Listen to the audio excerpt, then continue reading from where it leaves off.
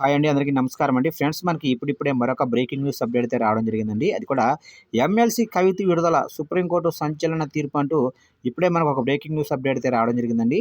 అయితే ఇందుకు సంబంధించిన పూర్తి వివరాలైతే మన వీడియోలో తెలుసుకుందామండి. వీడియో ఎక్కడ స్కిప్ చేయకుండా చూడండి ఫ్రెండ్స్. అప్పుడే మనకు పూర్తి సమాచారం అయితే తెలుస్తుంది.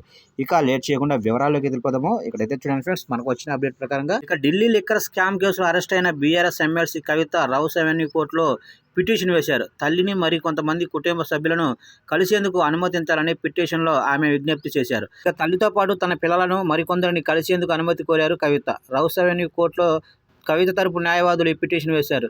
తల్లి శోభ, కుమారులు ఆదిత్య, ఆర్య, సోదరీమణులు అఖిల, సౌమ్య, వినుత, సోదరుడు ప్రశాంత్ రెడ్డిలను కలుసుకునేందుకు అనుమతించాలని న్యాయస్థానాన్ని అభ్యర్థించారు కవిత. దీనిపై విచారణ జరిపిన కోర్టు తల్లి, కుమారులను కలిసేందుకు కవితకైతే అనుమతినైతే ఇచ్చారు. ఇక ప్రస్తుతం 3వ రోజు ఈడీ కస్టడీలో కవిత ఉన్నారు. ఈడీ కస్టడీకి అనుమతించిన రోజు భర్త అనిల్, సోదరుడు కేటీఆర్, బావ Harish Rao, cousin brother P Sridhar, Praneeth Kumar, PS Sharath చంద్రలను కలుసుకునేందుకు కవితను అనుమతినిచ్చింది న్యాయస్థానం.